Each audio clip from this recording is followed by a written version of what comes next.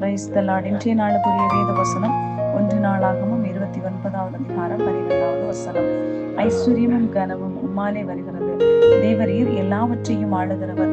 உம்முடைய கரத்திலே சத்துவமும் வல்லமையும் உண்டு, எவரையும் மேன்மைப்படுத்தவும் பலப்படுத்தவும் உம்முடைய கரத்தினால் ஆகும். அன்புக்குரியவர்களே, இந்த அருமையான கால வேளையிலே அருமைநாதர் இயேசு கிறிஸ்துவின் இனிய நாமத்தில் உங்களை வாழ்த்துகிறேன்.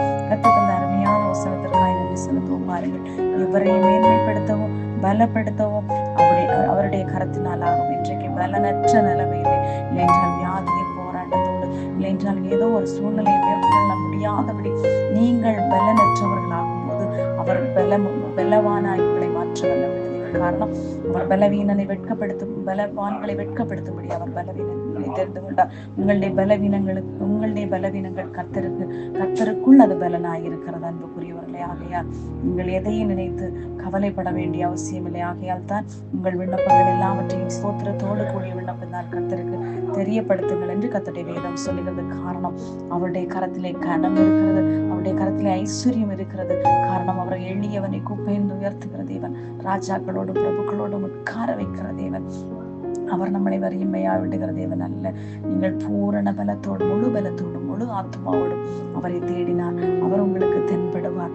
அவருடைய கரத்திலே வல்லமையும் சத்துவமும் உண்டு. அன்புக்குரியவர்களே, ஆகையால் எந்த சூழ்நிலை வந்தாலும் கலங்காதிருங்கள், பயப்படாதீர்கள். இஸ்ரவேல் ஜனங்களை வழி நடத்தின தேவன் பாருங்கள், ஒரே நாளிலே ஆரோனுடைய வழியானது அது துளிர்த்தது, அதுக்கு பூத்தது, அது காய்த்தது, அது கனி கொடுத்தது. அதுபோல நம்முடைய வாழ்க்கையிலும் கர்த்தருக்கு ஒரு சில நிமிடங்கள் போதும். அன்புக்குரியவர்கள், பாருங்கள், 12 வருடமாக அந்த பெரும்பாலான ஸ்திரீகளுடைய கதையை நாம் கேட்கும் போது எல்லாவற்றையும் இழந்த நிலைமையிலே எல்லா பலனும் போய்விட்டது.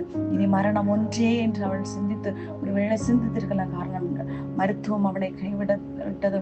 உலகத்தில் உள்ளவர்கள் ஒதுக்கினார்கள். தீண்டாமை என்ற ஒரு பாவத்தினால் எல்லாரும் அவரை முத்திரை குத்தி இருப்பார்கள். ஆனால் பாருங்கள், அவள் வஸ்திரத்தின் ஓரத்தை ஆகிலும் தொட்டால் எனக்கு விடுதலை கிடைக்கும் என்று விசுவாசத்தோடு அந்த கூட்டத்துக்குள் நுழைந்தாள். கர்த்தர் விடுதலை கொடுத்தார். அதுபோல உங்களுடைய வாழ்க்கையிலும் சீக்கிரம் சடுதியிலே விடுதலை உண்டாகும். கர்த்தர் தாமே உங்களை ஆசீர்வதிப்பாராக. ஆமென்.